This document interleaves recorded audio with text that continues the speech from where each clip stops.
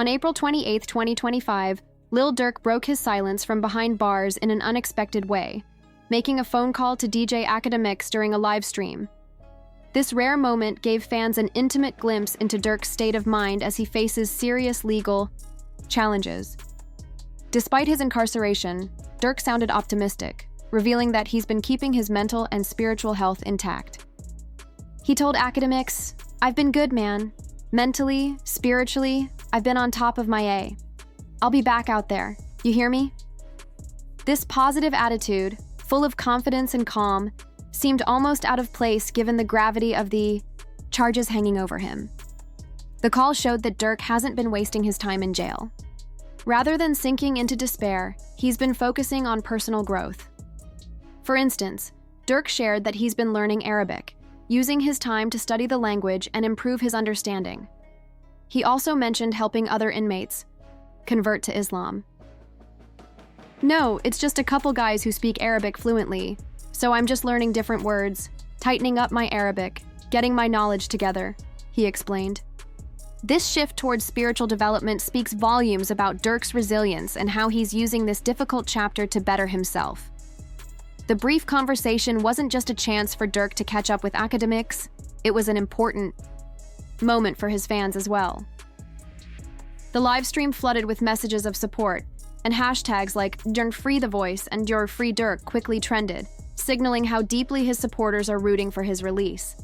The response highlighted Durk's strong connection with his fan base, even while he's been away from the spotlight. During the call, Durk's tone was notably calm and collected. He spoke about his situation without desperation or bitterness, something that really stood out considering the serious charges he faces. This wasn't a man on the brink of giving up. He was focused, optimistic, and resolute, showing that adversity has only made him more determined to grow. This isn't the first time DJ Akademiks has been involved in Durk's story.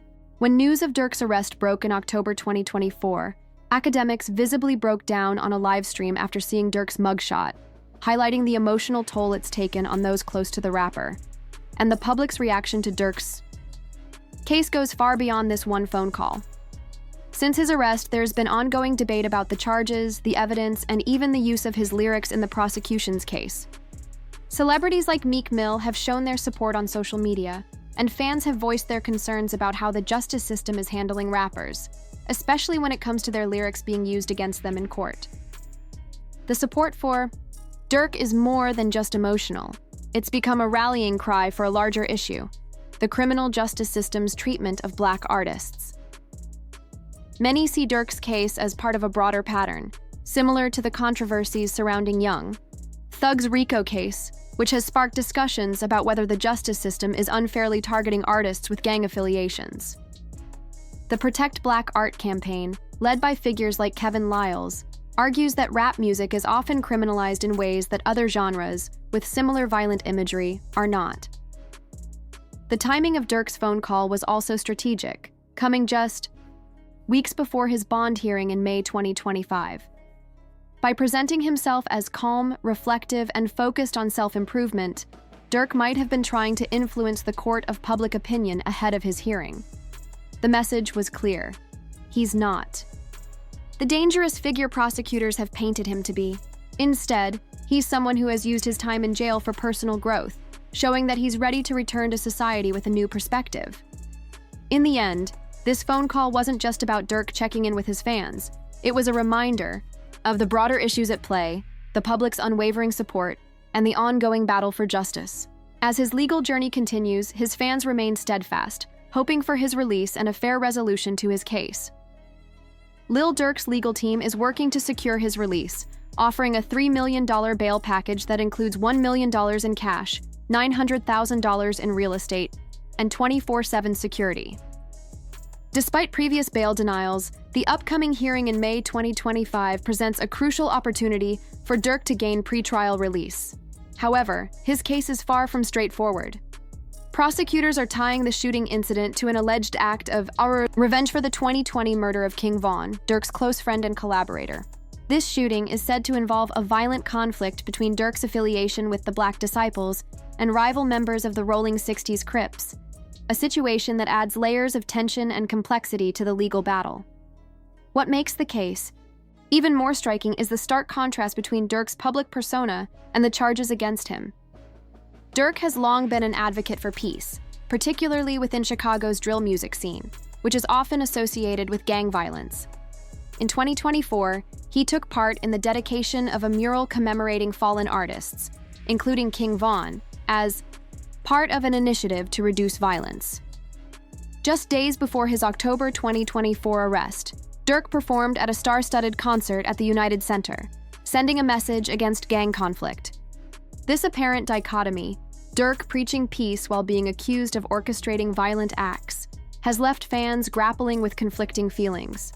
Some see his efforts to end violence as genuine, questioning whether someone truly dedicated to peace would engage in the retaliation he's accused of. Others are more skeptical, suggesting that his public stance might be a carefully crafted image that conceals a darker reality. Meanwhile, Durk's music career shows no signs of slowing down, even in the midst of legal battles. His album Deep Thoughts, released in March 2025, has remained a fixture on the Billboard charts, proving that his commercial success hasn't been undermined by his incarceration. This phenomenon isn't unique to Durk or hip-hop. In fact, there's a long history in music where an artist's legal struggles can fuel their authenticity and relevance, particularly in the world of rap. The intersection of artistry, commercial success, and criminal allegations raises important questions about the way society views and responds to these issues. Looking ahead, Durk's upcoming bond hearing in May 2025 could determine whether he is released before trial. However, the real turning point may come on October 14, 2025, when his trial begins. The case is set to be one of the most high-profile legal proceedings in recent hip-hop history, with a staggering 230 GB of digital evidence and thousands of pages of reports. But perhaps the most contentious aspect of the case lies in the use of Durk's lyrics as evidence. In the world of hip-hop, where creative expression often overlaps with real-life experiences, few legal battles have stirred as much debate as Durk's current prosecution. The focal point of the case is a song titled Wonderful Wayne and Jackie Boy, a collaboration with Babyface Ray released in December 2022. Federal prosecutors have honed in on certain lyrics from this track, arguing that they allude to the planning and aftermath of the 2022 shooting near Los Angeles' Beverly Center that resulted in the death of Saviay'a Robinson, the cousin of rapper Quando Rondo. The charges against Durk include aggravated assault and possession of a firearm by a convicted felon. The controversy centers on how these lyrics are being interpreted. Prosecutors claim that Durk's words describe not only the planning of the shooting, but also reference media coverage of the event afterward. According to court documents, they believe the lyrics link Durk directly to the crime, suggesting he had prior knowledge of the shooting and may have been involved in orchestrating it. In November 2024, federal authorities expanded the indictment, adding 2 felony counts based on the claim that Durk used his lyrics to commercialize the crime, effectively rapping about revenge and furthering the narrative of violence. This case raises critical questions about the boundaries of artistic expression. Are lyrics a reflection of an artist's personal experiences, or should they be treated as criminal evidence? Durk's legal team is pushing back against these charges, arguing that the lyrics are just a part of his art and storytelling, not a confession of criminal activity. But as the trial draws closer, it's clear that this battle isn't just about Durk's fate. It's about how society views the intersection of art, expression, and the law. Lil Durk's legal defense is pushing back hard against the prosecution's attempt to use his lyrics as key evidence in their case. This strategy isn't without precedent. Similar tactics were used in the high-profile RICO case against Young Thug, where 17 sets of lyrics were admitted as evidence. However, Durk's legal team, which includes top attorneys like Drew Findling, Marissa Goldberg, Jonathin Brayman, and Christy O'Connor, has mounted a robust challenge to this approach. Their argument centers on the timeline of the song in question. Durk's team points out that the controversial lyrics were recorded in January 2022, 7 months before the shooting in question occurred in August of that year.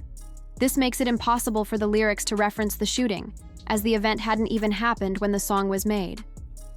To back up this claim, the defense has submitted affidavits from 2 music producers who confirm that the song was recorded early in 2022 and that no edits were made afterward. This time, Gap is the cornerstone of their argument that the prosecution is misinterpreting the lyrics. On April 21, 2025, Durk's team went even further, filing a motion to have the case dismissed altogether. They accused prosecutors of misconduct, claiming that false evidence was used to mislead the grand jury. The lyrics, they argue, have been unfairly portrayed as the key to the case, when in reality, the timeline completely contradicts their relevance to the shooting.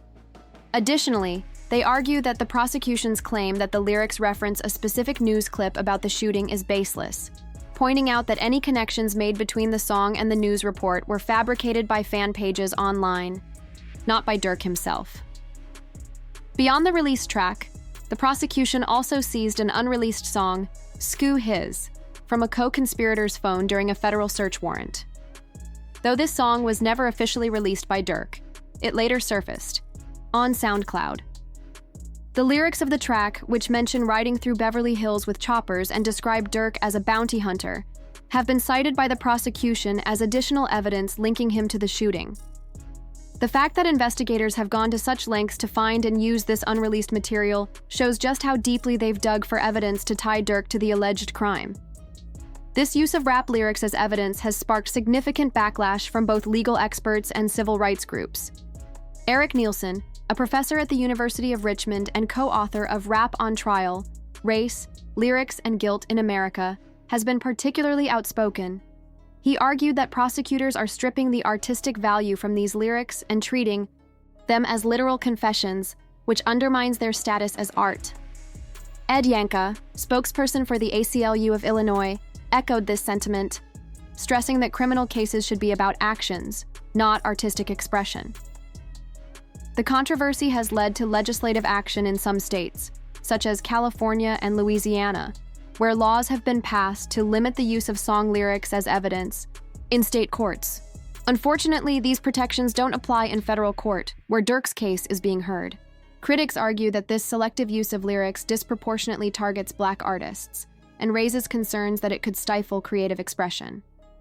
Industry figures, including those involved in the Protect Black Art campaign, have highlighted the dangers of treating rap music differently from other genres like rock or country, pointing out that this practice is often rooted in racial bias. The debate over rap lyrics being used as evidence in criminal cases isn't just a matter of legal procedure. It's a profound reflection of how the justice system treats creative expression, particularly in the context of hip-hop. While other music genres, films, and novels often portray violence without facing the same scrutiny, rap lyrics seem to attract unique attention.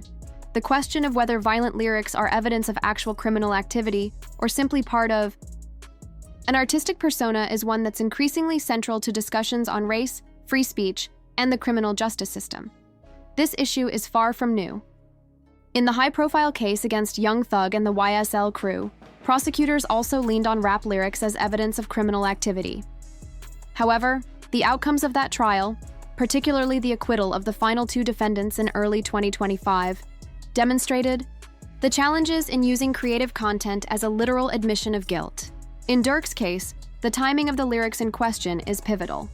If his defense team can conclusively prove that the lyrics were recorded months before the shooting they allegedly reference, it could dismantle the prosecution's narrative. The Biden ability to precisely track when artistic work is created has become crucial in cases where the line between art and crime is blurred. The music industry is also grappling with the broader implications of these prosecutions. Advocacy groups like the Recording Academy have raised alarms about the potential chilling effect this could have on artistic freedom. If artists begin to fear that their lyrics could one day be used against them in court, it could fundamentally reshape how hip-hop and other genres are created and consumed. This concern is amplified when you compare how rap music is treated to the relative freedom enjoyed by other artistic forms. Movies and novels often contain violent imagery without their creators being suspected of actual criminal involvement. The discrepancy raises questions about whether cultural bias is influencing how the legal system interprets hip-hop. Despite his ongoing legal challenges, Durk's music continues to thrive. His album Deep Thoughts, released in March 2025, has been a commercial success, staying on the Billboard Top 100. This ongoing output demonstrates Durk's resilience and his commitment to his craft, even while facing charges that could alter his life forever. He has also kept his presence felt in collaborations, featuring on Kanye West and Ty Dolla's Vultures 2 album, showing that his creative output remains strong despite his confinement. However, Durk's case has reignited a long-standing debate in hip-hop about the commercialization of street life. Critics argue that the music industry profits from glorifying violence, while supporters contend that artists are merely reflecting the harsh realities of their environments. For many, Durk represents an authentic voice of the streets, especially given his roots in Chicago's dangerous Englewood neighborhood. His journey from the struggles of street life to Grammy-winning success is a narrative that resonates deeply within hip-hop culture. To fully understand how Durk arrived at this point, it's essential to revisit the events that led to his arrest. On October 24, 2024, the rap world was shaken when Lil Durk was arrested at Miami International Airport, just as he was allegedly attempting to leave the country. This dramatic moment was the culmination of a series of legal troubles that have put Durk's future and his career under intense scrutiny. The case has become a flashpoint in the ongoing discussion about the intersection of art, crime, and justice, and it highlights the complicated relationship between hip-hop and the legal system. Adding to the turmoil, just before his arrest in October 2024, the estate and family of FBG Duck, the rapper Carlton Weekly, filed a lawsuit against Durk and only the family. They claim that Durk and his label profited from Duck's murder in 2020, accusing them of negligence and misconduct. These civil suits further complicate Durk's legal situation, potentially damaging his finances and reputation, regardless of the criminal outcome. Moreover, they extend the scope of Durk's alleged involvement in street violence, suggesting patterns that reach beyond the specific charges he faces in the federal case. The arrest has reignited conversations about Durk's past, particularly his ties to gang culture. Sources indicate that he joined the Black Disciples gang in 2009 at just 17 years old, a decision that shaped both his personal life and his music. This affiliation has remained a defining part of his story, even as his career progressed. December 2023, Durk made a public statement on social media, declaring, "I'm not a gang member, I'm a Muslim," a possible effort to distance himself from his past or redefine his identity. This comment sparked debate, with some seeing it as a strategic move in response to the rising number of RICO cases against rappers, while others viewed it as a sign of personal growth. Lil Durk's case represents a pivotal moment in the ongoing debate surrounding the relationship between music, violence, and the law. The use of his lyrics as evidence, the weight of the criminal charges, and the civil lawsuits surrounding his name all create a scenario that could have profound consequences.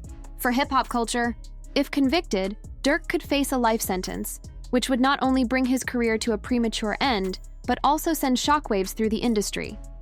For the broader hip-hop community, the resolution of this case could influence how future legal systems handle lyrics and creative expression. Will this be seen as a cautionary tale, or will it serve as a warning of overreach by the justice system? Durk's case challenges us to consider where the line is drawn between art and criminal behavior, and whether the legal system is treating artistic expression in rap music with unfair scrutiny. As this case progresses, it will undoubtedly continue to spark debates about the intersection of culture, crime, and legal accountability.